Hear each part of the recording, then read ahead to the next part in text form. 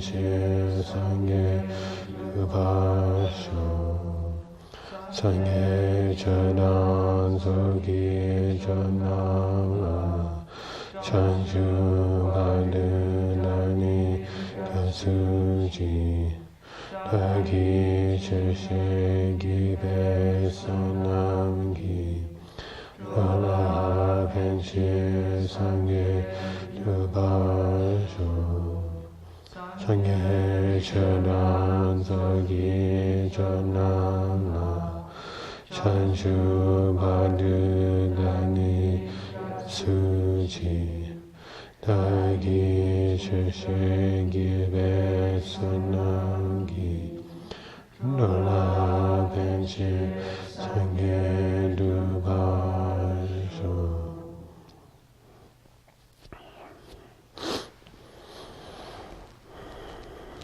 2 points that I forgot to mention.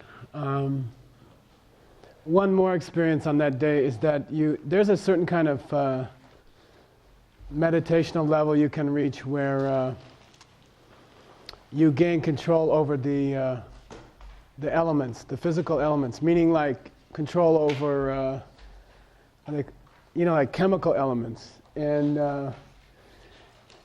on that day that you see emptiness directly, you also realize that it will one day be possible for you to manipulate those elements, meaning you could turn a brick into gold or something like that. There's a certain point where you master the elements, and you realize that it's possible. You can't do it on that day, but you realize that you could develop that ability to do that. What's the relationship between seeing emptiness directly and the secret teachings? Okay, because I can't go into detail, but they complement each other. Do you have to see emptiness directly to achieve the goals of the secret teachings in this life? I believe that you would probably it would probably happen to you just because if you are close enough to achieving the goals of the secret teachings, if you have that much virtue, then I would say you probably surely have enough virtue to see emptiness directly. I believe that you could make progress in the 2 levels of secret teaching, significant progress before you see emptiness directly. And definitely seeing emptiness directly, renunciation and bodhicitta are all considered the foundation of the secret teachings. They work because of those 3 paths. And if you have those 3 paths, then your practice of the secret teachings can be successful. So that's the relationship between those 2. Although you could make good progress in the 2 stages of secret teaching before you see emptiness directly. Okay. That's all I have. So anything you guys want to talk about, or if you want to go to bed, that's okay too. Any question you have, or any ideas you have? Oh, one more point, sorry. People always coming up to me and saying, this happened to me in 1963, and I was in the bathroom and I saw this thing, and did I see emptiness, And the answer is you'll know it. All those things will happen. If those things didn't happen, you didn't see emptiness. It's very simple. Okay? Could you get some kind of brush of emptiness or some kind of insight into it? Yeah, sure. And that might be some other kind of experience. But don't wonder anymore. Okay? When it happens, you'll know. And all those things will happen. And one of the characteristics of it happening is that you know that it happened, and you have absolutely no doubt, because all of those things happen, and they don't happen under any other circumstances. So okay. So don't wonder anymore. If it wasn't like that, then that wasn't it. Okay, go ahead. Yeah. You had mentioned that on that day you see that people won't call you by your name anymore, and you said that was really important. Can you talk about that? I don't know exactly why it's so important, but it is very important. You have a distinct... Oh, I'm supposed to repeat the question? Why is it so important that on that day, you realize on that day that you see emptiness directly, that on the day that you reach your enlightenment, they will not call you, for example, Mike anymore, okay? Like you have the distinct thought comes into your mind, I'm going to reach enlightenment on such and such a life. I will be like that. And then the distinct thought comes in your mind that people won't call me Mike anymore. I don't know exactly why that's so important. I believe it has something to do with, perhaps it's that the essence of a Buddha is the Dharmakaya. And the Dharmakaya is emptiness. And when you are perceiving emptiness, you can't be thinking names like that. Maybe it's like that. Somebody else asked me that, and I'm not quite, but it's something very important. I believe it's that. I believe you have some insight into the nature of names, meaning the nature of projections, right? Okay. Yeah, Maria. You said that you have no perception of anything perceiving emptiness. Right. That is, your perception of emptiness is your own emptiness, right? There's a big debate in this. She asked me, talking about the perception of time during the direct perception of emptiness, and is that emptiness your own emptiness? There's a big debate in the scriptures. It was like this Geshe got up during my Geshe exams. If you were there, the first guy that got up after the recitation, and he was grilling me about this question. You know, like there's different scriptures that say different things. But typically they say that the first emptiness you perceive is the emptiness of yourself. The scriptures normally say that. But are you also perceiving the emptiness of time? No. Not, are you perceiving the emptiness of time? I'm trying to get used to it, okay? No, not like that. Not like that. You are perceiving, I mean, technically the scriptures say that normally the first emptiness you understand, and I would say that's true, is that of yourself. But I don't think you're making any distinction like that at that time. You're not saying like, oh, the first emptiness I saw was the emptiness of myself. And So it means you can only perceive your own emptiness directly? not at all, no. I mean, there's a process by which when you're intellectually trying to understand emptiness, you try to understand your own first. And then you understand that of other objects. And you apply it to other objects. But and there's a huge debate in the scriptures. They divide between the emptiness of Maria and the emptiness of Maria's parts. You know, and they discuss which one do you see first. One is called the non-self nature of the person, and one is called the non-self nature of dharmas, meaning the person's parts. And there's this big debate about which one do you see first, you know. And I'd say at that time, I mean, it's not a major point to you at that moment, you know. But I believe you would say it was you. It was the emptiness of Maria. Okay. You know why? When Nagarjuna in his DiamondCutterSutra examines Excuse me? when he examines Mm-hmm. I got the impression that if you really got that, if you really understood what he is explaining about time, it would be like, you know, setting your mind in such a frame as if you were stopping it, you know, and that would lead you to the point where you would perceive emptiness. I think it can be an intellectual exercise for understanding emptiness deeper, but it goes like I described. You know, maybe a half hour before, you see the dependent origination perfectly of just any object, like a teapot, and then you perceive emptiness. And while you're perceiving emptiness directly, you're not thinking, this is the emptiness of me, or even the emptiness of time. Is it useful to examine our concept of time and why we have a concept of time and how that is empty? That's useful, and that's important.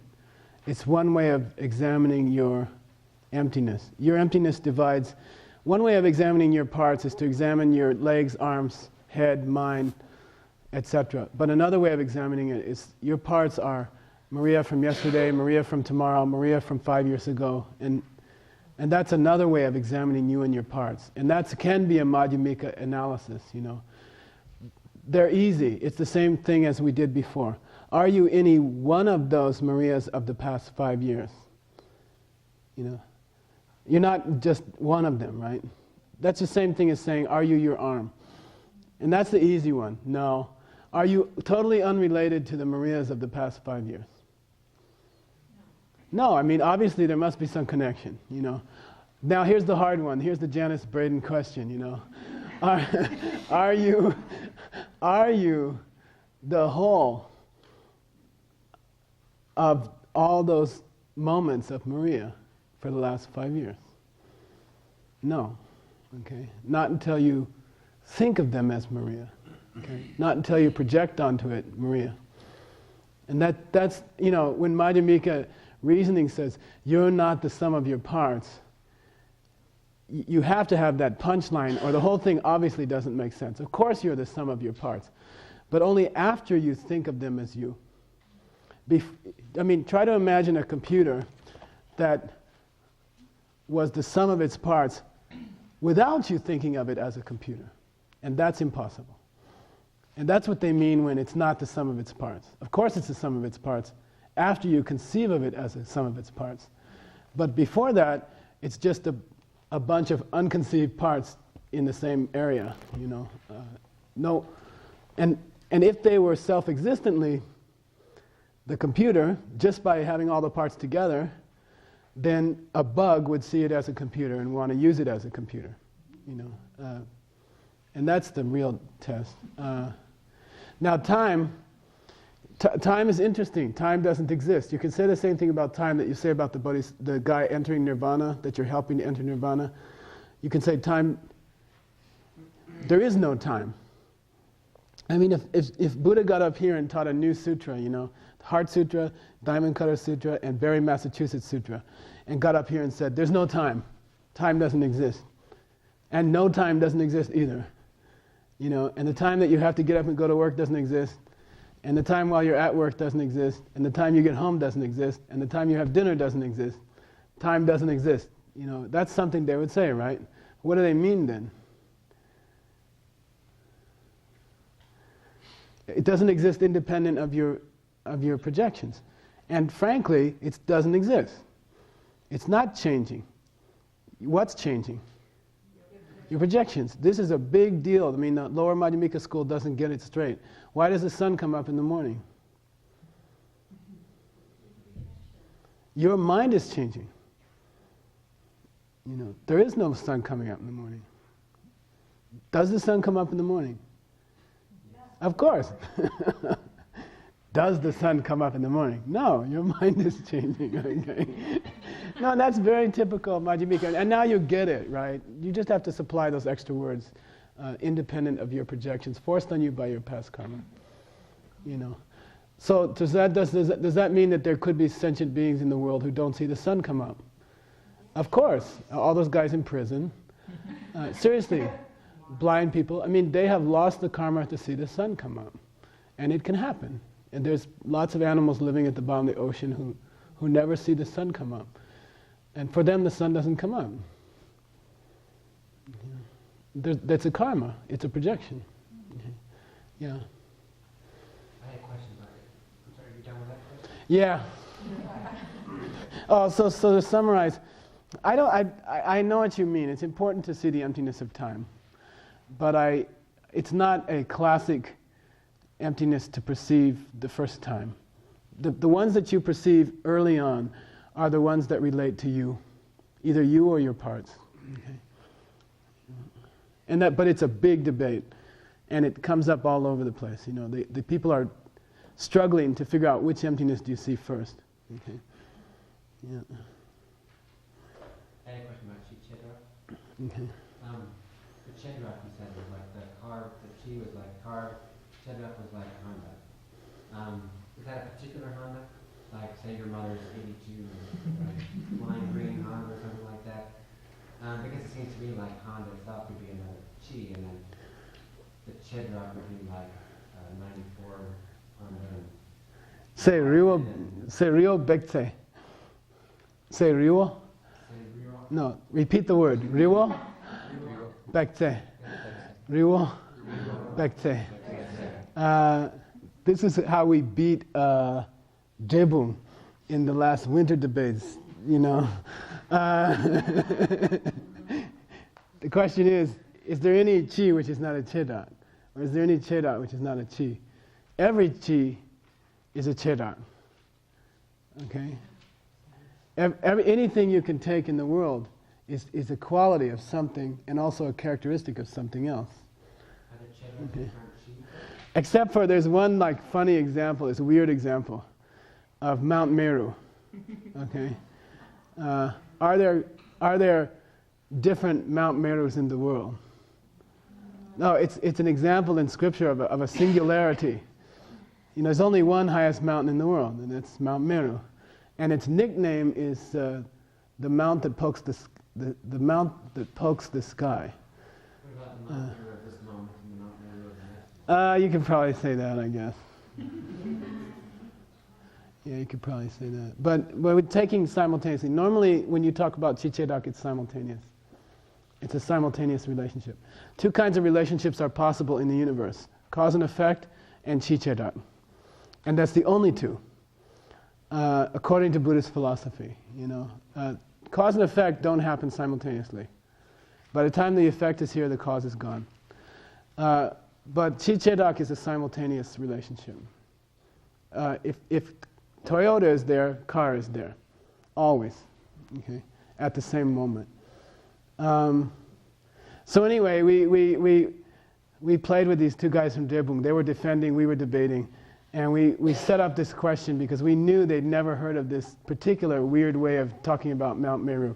And they wandered around for like a half hour, and because the word occurs once in 100,000 pages, you know, that they call Mount Meru the sky poker.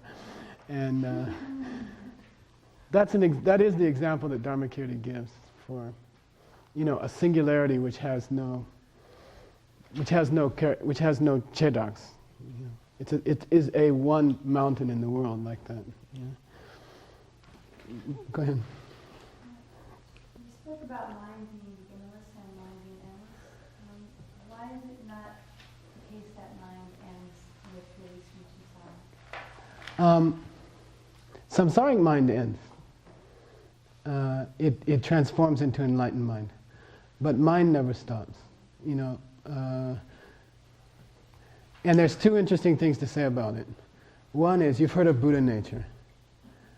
Buddha nature is the emptiness of your... Buddha nature is the one thing about you now that will still be the same when you become a Buddha. Like everything about us is impure, except one thing, and that's your Buddha nature. So people think, oh, I have a Buddha nature, if I could just uncover it. I've seen this all over Buddhist books, you know. You know, you are really pure inside, you know, you're a Buddha.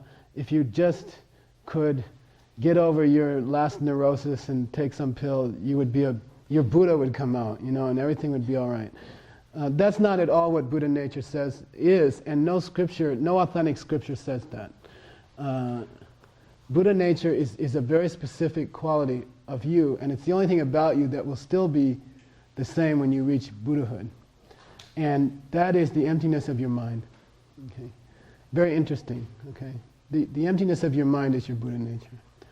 And it just happens to be that when you reach Buddhahood, that will still be pure emptiness. And it's pure emptiness now, so it's still the same as it, you know, and that's about the only part of you that will be anywhere similar to what you are now. So the mind does go on. There was some other point about it.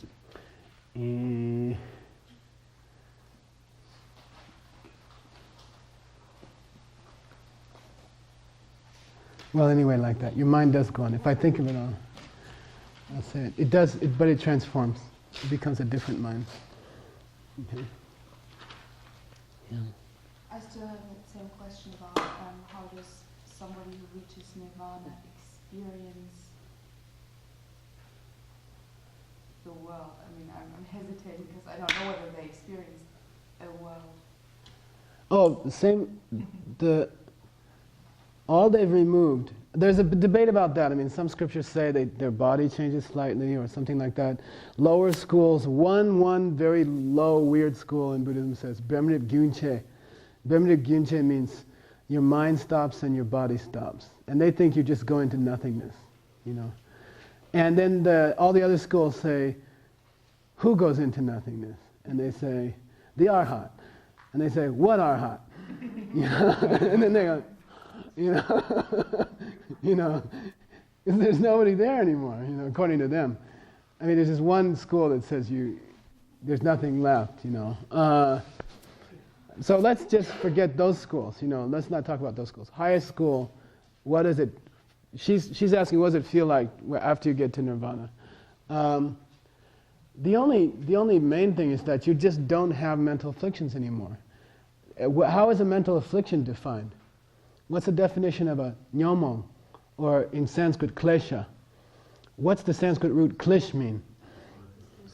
Klish means to disturb something or mix something up or cause trouble.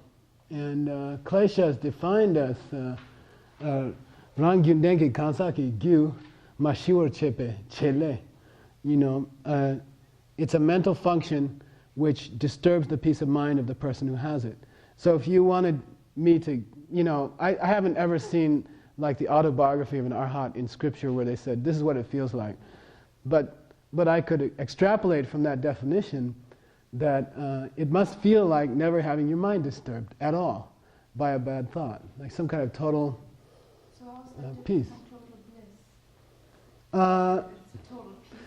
Total bliss, as experienced by an enlightened being, is mixed up with omniscience. I mean, it's also mixed up with omniscience. You could say that an arhat is perceiving this temple and just not ever having his mind disturbed, his or her mind disturbed. But an enlightened being is perceiving this temple and every other object in the universe that ever was, is, or will be, and having exactly the same qualitative emotion triggered by each object, which is total absolute bliss. You know, they cannot experience any object or any detail of any object, past, present, or future, for infinity and back to infinity, any different from any other object. It's just total bliss. You know, that's why there's this big debate about, you know, when you offer a Buddha a flower, when you put a flower on the altar, and it's a little wilted, you know, is there a problem, you know? Well, from their side, no. I mean, a wilted flower, a beautiful flower, and no flower at all feels exactly the same to them. I mean, offering is not for the purpose. They have total bliss all the time anyway. You know, they have total bliss whether you put that flower on the altar or not. And when you put it on the altar, they get total bliss about it. We had this huge debate in the monastery. I was on your side. I was saying, but 2 total blisses are better than 1, right? You know, if you put 2 flowers on the altar, they must get 2 total blisses. And then we got in this other debate one night. Suppose Buddha Z has attained Buddhahood in 1850 and Buddha D got Buddhahood in 1950. Well, Buddha B's got 100 more years of total bliss than Buddha C, and we argued like that, and finally I gave up because it wasn't very defensible, you know. Total bliss is total bliss, and it's towards every object that ever was, is, or will be. So it doesn't really matter when you get it. Okay. Anybody else? No. Yeah. Sorry. Oh, very bodhisattva.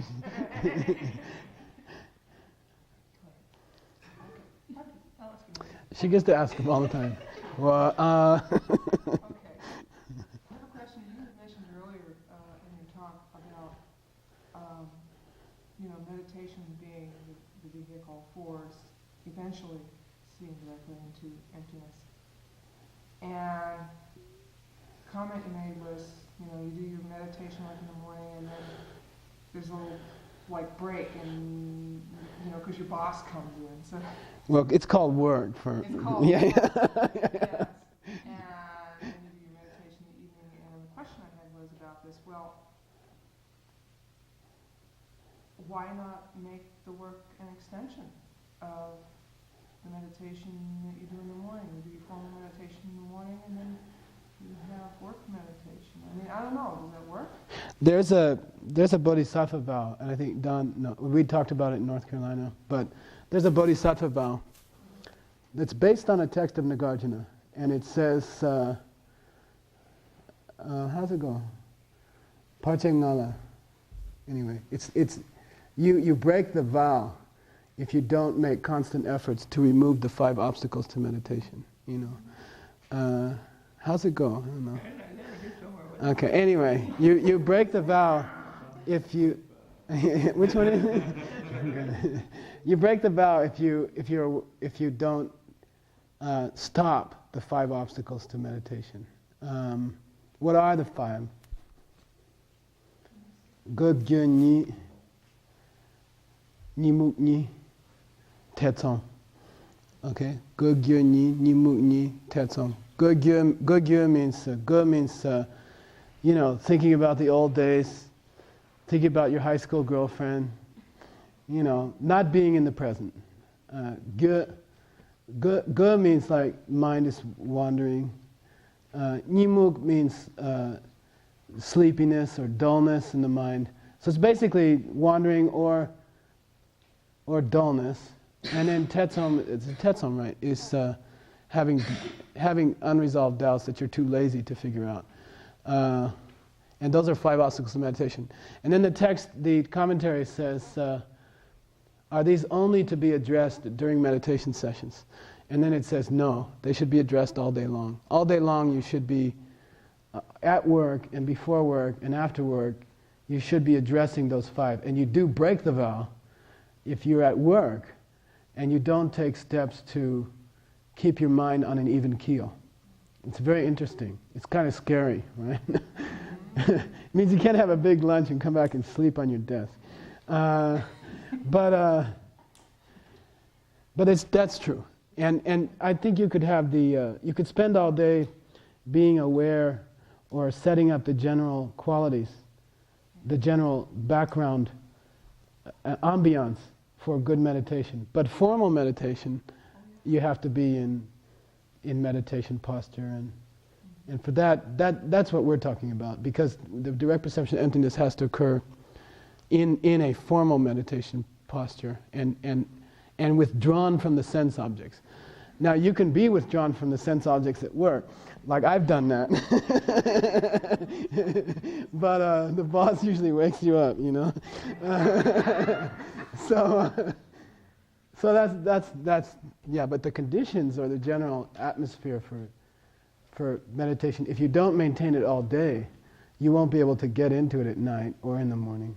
If you don't watch those 5 obstacles all day, you won't be able to get into it in the evening or at night. If you're not and there is a kind of samadhi, I call it office samadhi, that you can be in at work, and it's bright-eyed, bushy-tailed awareness of what's happening right at that moment, and it's good for work. You can make lots of moolah for your boss. It's like some kind of samadhi at work, and you can get that, and you should try to be in that. Yeah, somebody else had one.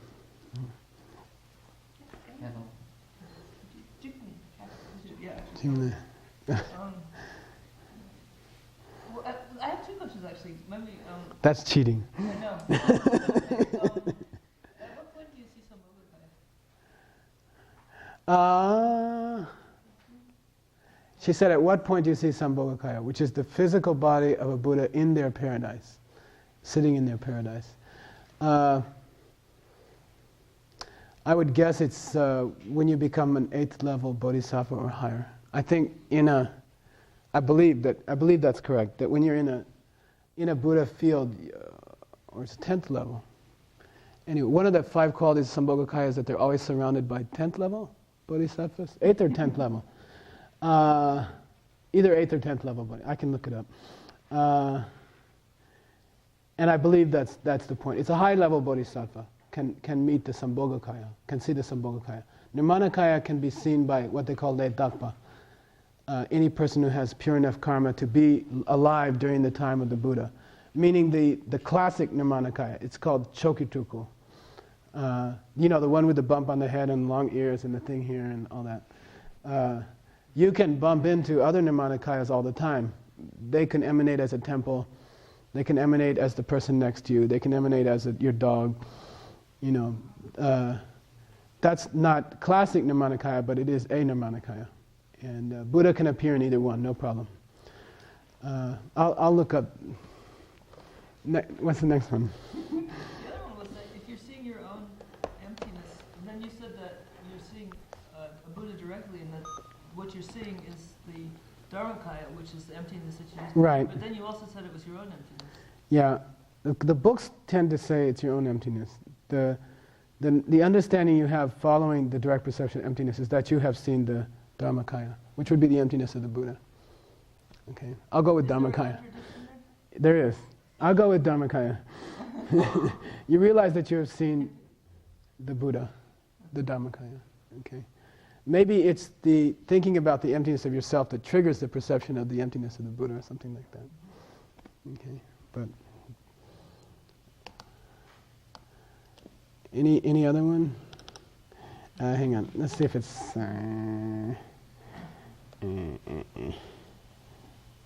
Sabokaya.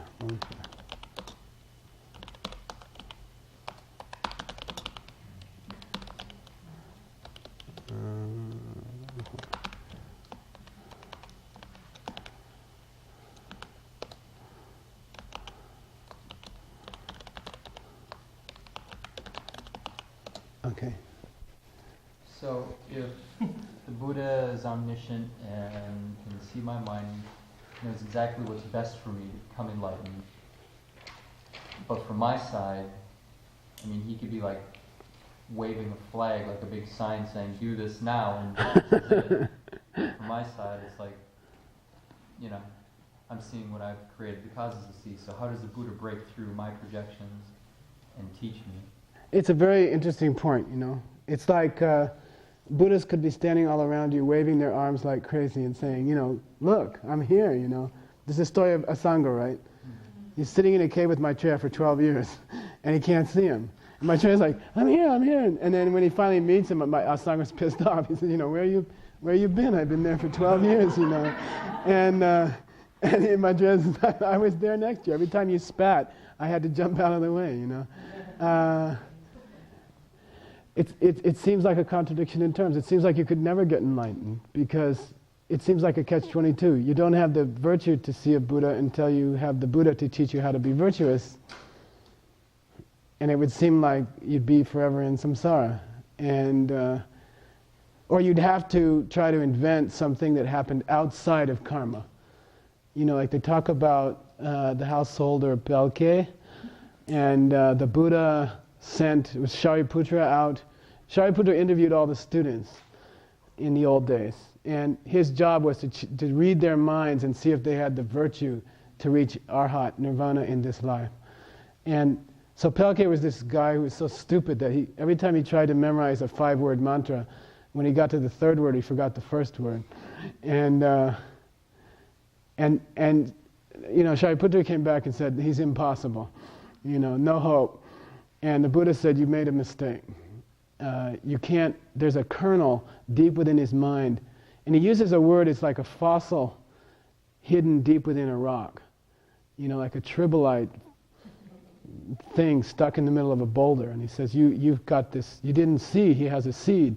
And Shariputra says, where did you get the seed? And he says, well, he was a fly, he was sitting on a cow pie, above a hill, on a hill above a stupa, and it was this big rainstorm, and the cow pie went down into this little stream of water, and by accident, the cow pie went around the stupa one time, and this fly went around a stupa one time, and that seed is in Pelke's mind, and you know, and so he can become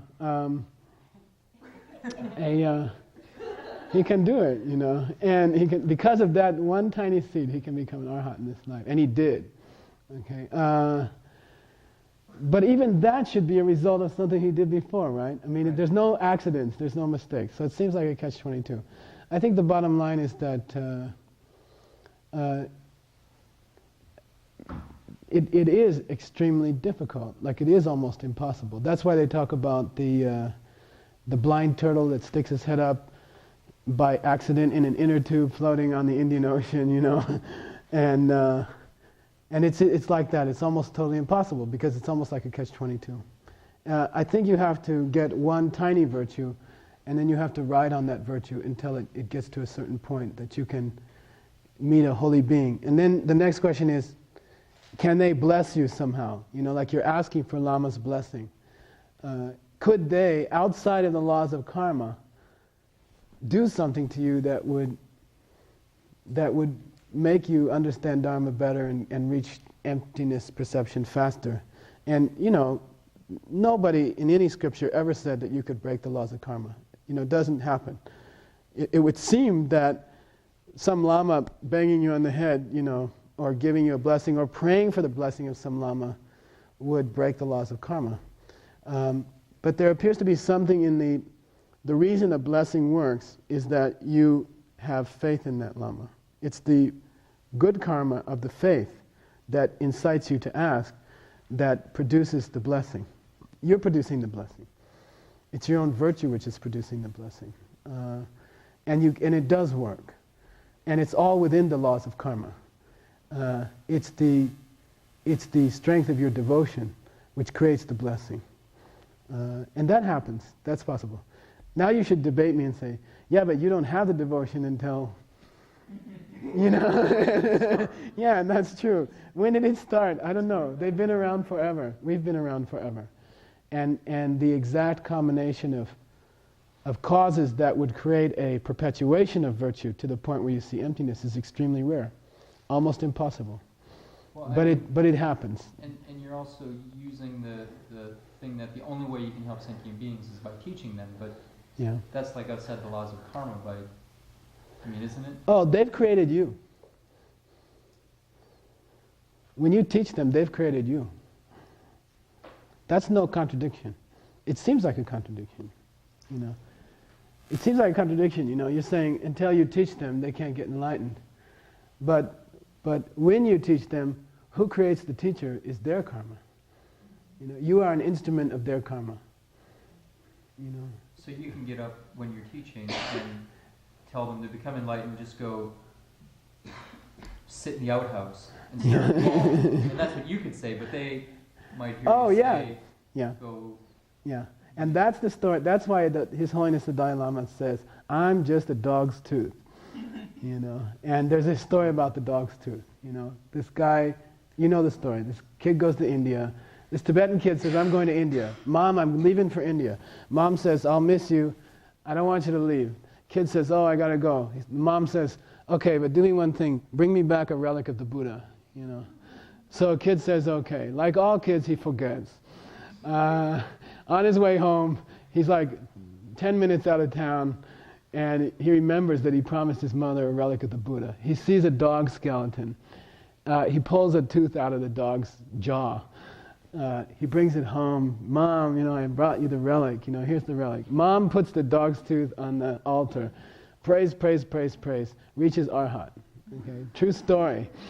So His Holiness always says, it's like, I'm just some big dumb guy, you know, and I'm like a dog's tooth. And it's your faith that makes you hear what I'm saying. And that's the emptiness of words, by the way. And Nagarjuna spends many pages explaining the emptiness of words themselves. I can get up here and explain emptiness perfectly. And suppose I had even seen it, and I could explain it perfectly. But you will only hear what you have the virtue to hear. There will be people in the room who have kelwa, and they will break into tears. And there'll be other people in the room who don't have kelwa, and they will get up and walk out because they're thinking about cookies that they had back in their room or something. And kelwa is some kind of virtuous seed in your mind, you know. And that's the emptiness of my words. And some people it'll seem like the most profound thing they ever heard, and some people just seem like, you know, I wonder when he's going to stop, you know. So and that's the emptiness of my words. Yeah, so that's true. That's true. Yeah. Excuse me, one more. It says here, it just says here that the Sambhogakaya, always has Kor Changsen Papa Shata Yim. The only people that a Sambhogakaya ever gets to meet is Mahayana Bodhisattvas. Okay, they don't have to put up with anybody else. Okay. Yeah.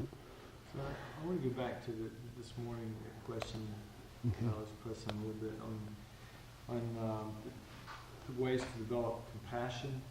And the first one was focusing on other living beings and focusing on living beings' subtle impermanence. And the last one was focusing on the lack of self-existence, or basically focusing on the emptiness of living beings. Yeah, and the last one.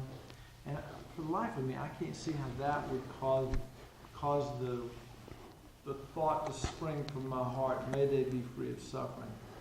I can't see how that would happen. The text says there's actually three perceptions going on during those three kinds of compassion. And in each one, there's three perceptions going on. You know, compassion number 1 has 3 perceptions, compassion number 2 has 3 perceptions, and compassion number 3 has 3 perceptions. 2 of the perceptions are the same for all 3. The first of those 3 is that they are focusing on a living being. Like all 3 are focusing on a living being. Okay? All 3 are wishing that living being could be freed from his or her suffering, his, her, or its suffering. But then, the third thing is different in each case. The first kind of compassion is just seeing that living being as a living being. The second kind of compassion is seeing that living being as someone who is moment by moment dying, and also dependently originating. And then the third kind of compassion is seeing that being as empty. And then the text says, it's a very specific debate in the text. Do those 3 go on at the same time? You know, can you entertain in the same instant the thought, I wish this being didn't have the suffering, and this being I remember is empty? No, cannot have those 2 thoughts simultaneously. They're like alternating, like this. You know, yeah. Does that help? Yeah. They're not simultaneously. Cannot be. Dharmakirti says you can't have 2 distinctly different thoughts about an object at the same millisecond. They can alternate so quickly that you seem to be having two feelings about something at once, but it's not the case. Yeah. Just to follow up to that, you know, I've heard said that you can have perfect understanding of emptiness, and yet you need this compassion to sort of feed the wisdom consciousness to actually bring that to some sort of direct experience. Is there any way to explain that?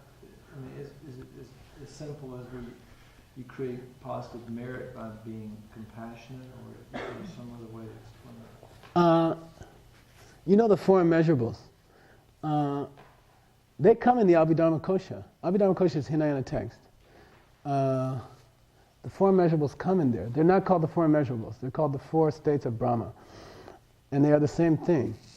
But they're not focused at all living beings. And that's supposed to be the difference. So they're not immeasurable, because that's what immeasurable means. And I'd say that in order to see emptiness directly, you must have some kinds of compassion. For example, the 4 states of Brahma that are taught in the Abhidharmakosha. Because the Abhidharmakosha clearly teaches how to see emptiness directly and describes it very sweetly. Meaning that you don't have to have bodhicitta to see emptiness directly. You do not, I mean, there are 2 Hinayana tracks upon which you can travel. You don't have full compassion of bodhicitta. You do have some kind of love for sentient beings, and you do want to reach Buddhahood for them, but it's not what you would call full bodhicitta. So I think you could say that compassion and love are necessary factors in anybody seeing emptiness, even a Hinayana practitioner. But that if you're going to do it on a Mahayana track, you would you would have bodhicitta before that. But you don't have to have bodhicitta as on a Hinayana track to see emptiness directly. And the emptiness they see directly is exactly the same as the emptiness that the Mahayana person sees. There's a huge debate about whether whether Hinayana practitioners can see emptiness directly. And all of the Prasangika scriptures say yes, they can, and they do, and that's why they achieve nirvana.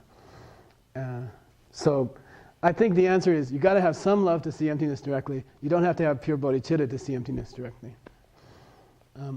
To reach the perfection of wisdom, you must have both. Okay, that's defined as having both.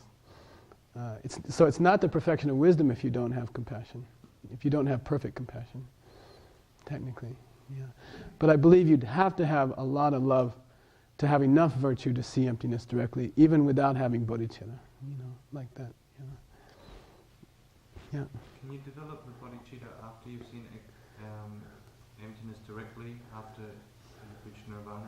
It's a good question. It's a good question. He said, can you get bodhicitta later? Like get nirvana first and even get arhat first, and then work on bodhicitta later. There's this thing called Genden Nishupa, Genden Nishu. It's the permutations of realizations.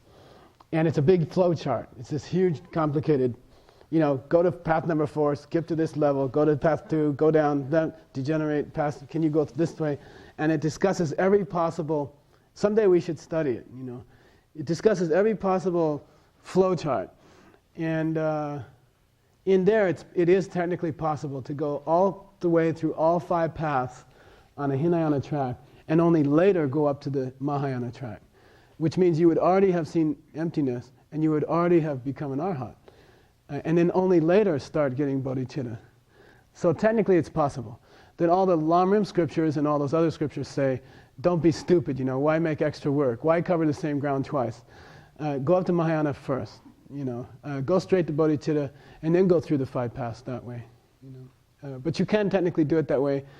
Now, what gets these people out of their lower nirvana? They're supposed to be in some kind of nyamshak, some kind of this deep state of meditation, and they're like blissed out. And that's partly your answer too. There is a Hinayana nirvana where you're just sitting there and you're just blissed out, and you're not thinking about other people, and you're totally happy. So what do you need other people for?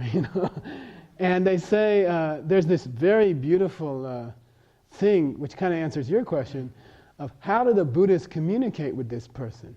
How do they break through to this person? And it's very cool, it's very beautiful, and the process is very interesting. They're like, they say segul, they say it's some kind of, they actually hear some kind of finger snap, and they say like, wake up, man, time to go to bodhicitta, time to get on the Mahayana track.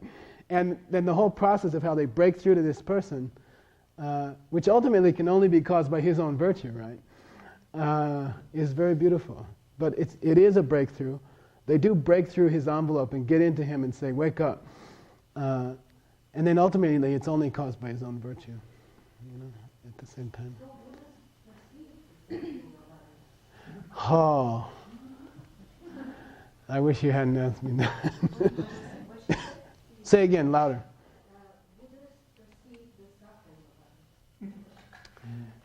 Somebody was asking me that. I'll tell you, I'll show off, I'll brag, okay? I was chosen to be the first person to debate Pabongko Rinpoche when he got his Geshe degree. And they said, you're the oldest, baldest, no.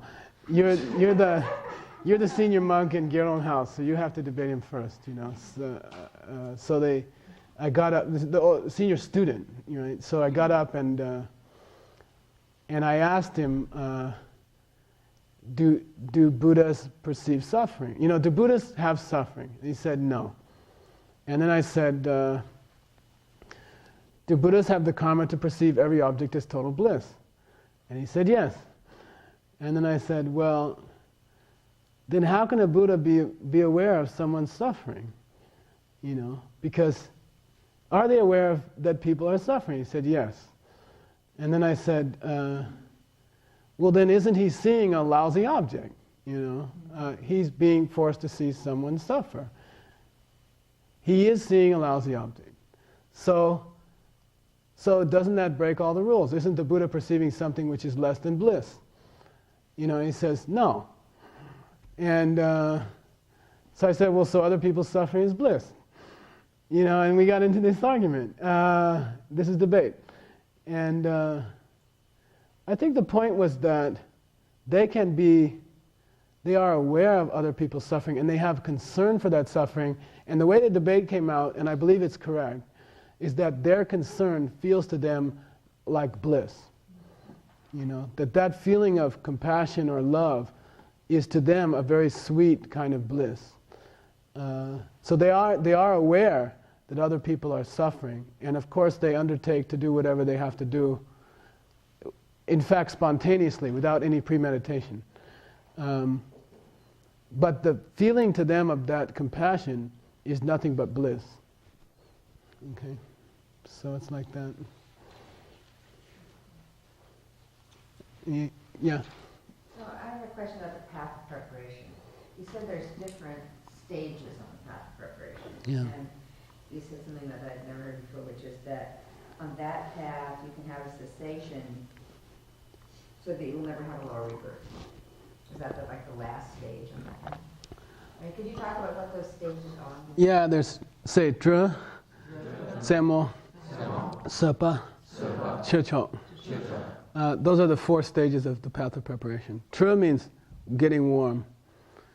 Tsemo means peak experience. Sepa generally means what? Patience. In extremely rare circumstances, it means total mastery. And here it means total mastery. And Chechok we discussed, the ultimate step before you see emptiness. And it's at Sepa that you can no longer take birth in a lower realm, which is the 3rd level of the 4. Okay? What distinguishes the 4 is extremely complicated. Okay? But it has to do with intellectual understanding of the emptiness of subjects and objects. Like first you perceive intellectually the emptiness of certain objects. And then only later you understand the emptiness of the subject minds which are perceiving those objects. And that's more difficult. It's more difficult to understand the emptiness of your mind than it is to understand the emptiness of everything your mind is seeing. And in fact, the lower school, the Madhyamika, gets in trouble when they discuss the emptiness of the mind. They start to break down at that point. They have trouble with that. So the 4 stages of the path of preparation are marked by increasingly sophisticated understandings of emptiness as it relates to subjects and objects. Okay, like that. Do you guys want to take a 10-minute break, or you want to? No? Okay. I don't know. So we'll stop at 8:30. We'll stop in half an hour, okay? Go ahead, Ian. I'm still trying to figure out the soul nirvana from the soul. So is everybody else. So when a person reaches nirvana, where is that on those 5 things? Somewhere in 4? There's 15 paths total, if you don't count tantric paths, okay? 5 what we call listener paths, 5 self-made Buddha paths, who are not self-made and not Buddhas either, and 5 Mahayana paths. Okay, the first 2 tracks are Hinayana, the 3rd track is Mahayana. If you're on one of the 2 Hinayana tracks, you achieve nirvana immediately upon reaching the 5th path, which is called no more learning. Okay, that's nirvana. If you're on a Mahayana track, you reach nirvana just before 5, which is at Bodhisattva level number 8. Okay, there's 10 Bodhisattva levels, some people say 11, and it's at number 8 that you achieve nirvana, which is marked in all cases by the stopping of the most subtle form of believing in things as self-existent, or as seeing things as self-existent. Okay. Now, things appearing to you as self-existent only goes away as you enter Buddhahood. Okay, totally.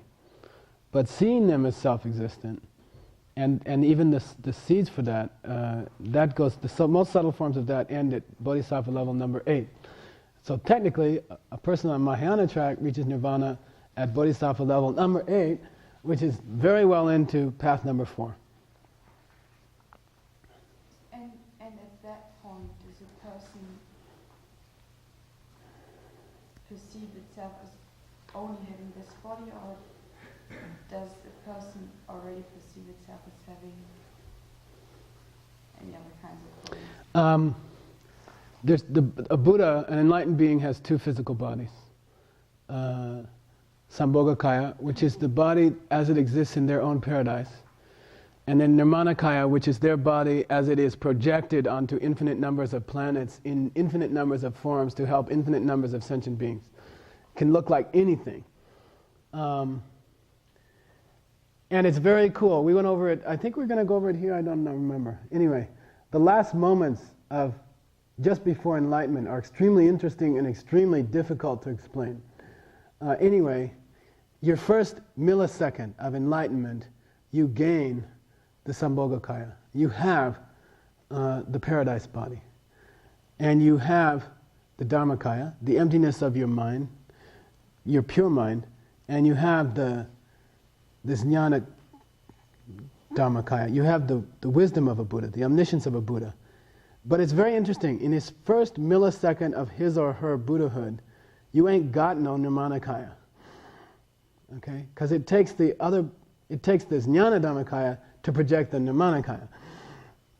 Okay? That's the one that sends out the bodies to all those planets. So, unfortunately, you have to wait a whole millisecond before you have a Nirmanakaya. And then in the next millisecond, your mind has projected out all those bodies on all those planets. And they've appeared in all those planets. To anyone who has the karma to see them. But that's only your own perception, right? I mean, if I were watching a person, it wouldn't be like... Sure. Oh yeah. No. Say again? If you were watching me? If I were watching somebody in enlightenment, there wouldn't be like a millisecond of nothing there but thin air before there would be another... Well, that depends on your karma. Oh, if I... Yeah. Okay. Yeah. You went. Okay. So I have a question about His Holiness. Okay. I was having dinner with a nun last week, and she said that if he doesn't come back, it's really going to be bad for this world. Yeah. And I wonder if you could talk about that. This is that thing about what's the use of asking Dharma teachers to stay around if the only thing that can make them stay around is your virtue. You know, I mean, His Holiness exists in the world because of the collective karma of all the people who perceive Him. You know, that's the only reason He's here. You know, He exists in this planet because of, and it's for the same reason that the sun comes up every morning, which is that everyone who experiences the sun has provided warmth and light to someone in the past. Okay? And if you didn't, the sun will not come up for you. You'll die tonight, you'll be in some hell realm, there won't be any sun there. Really, truly, you are creating the sun. Congratulations. You know, you've been getting it up on time every morning, you know. Okay. And the same with His Holiness. I mean, to say that He's the last or He's not the last, it's kind of silly, I think. You know, if we all collect enough virtue, of course there'll be more. And it's no problem for an enlightened being to emanate as 500 Dalai Lamas at the same time in the same world. That movie Little Buddha was right. I kind of didn't like the ending. But as I learned more and more, I found out, well, that's quite normal. You know, people, what's the problem for your root Lama to emanate as all your friends too? You know, what? They can't do that? You know? So, I mean, tuku, the word tuku means Nirmanakaya. And they can, and there's this huge debate in the Abhidharma, you know, they say, is it only, you know, did Buddha only come to this, did Shakyamuni only come to this world because he couldn't go to other worlds, or how many Buddhas does it take to make one tuku, or how many tukus can one Buddha make, or like that. And the answer is that any Buddha can emanate as a countless objects, animate or inanimate, on countless numbers of planets, period. So it's quite thinkable, it's quite imaginable that every person around you is a Nirmanakaya. It's totally possible. You know, or maybe everybody except one or two or something. You know, you know, it's imaginable that could happen. You know? And they could pretend to ask you to teach Dharma classes, and then you could, you know, get up and teach Dharma classes, and then they keep asking you to teach until finally you get it, you know, and then and then you can go ask somebody else, you know, something like that. Does somebody else have a question? No. Okay. Go ahead. I still didn't quite get my. I feel like I got my question. No, go ahead. Keep asking until it comes out. Well, I can understand that every chi is also a chedra, but I would think there'd be a lot of chedras who wouldn't be chis. Like, Name me one. Like say my mother had a Honda, and that Honda, you know, in the year 1994, August 5th, at a particular moment, that particular Honda. Oh yeah, that doesn't have a chedra. That's true. That doesn't have a chedra. But when you say chedra, that's chi. It's not always. It's set and subset. It's set and subset. It's not any particular. It's just anything which is a subset of that chi. Yeah, anything which is characteristic of that quality. Think of it that way. Think in those words. Okay. People say general and specific. That's a lousy translation. It doesn't give the meaning. Think of it as characteristic of that quality. Okay. Yeah. You got to think about it. By the way, it's not, as I said, I think I introduced it by saying, that one you need to cook. That one you will not understand directly from my words. You know, you have to think about it. Think of car as quality. Think of Honda as characteristic of that quality. Meaning typical of that quality. How's that? But not particular. Doesn't matter. Yeah, doesn't matter. Do I mean Honda in general or a specific Honda? It's both. If you want to go down two levels in the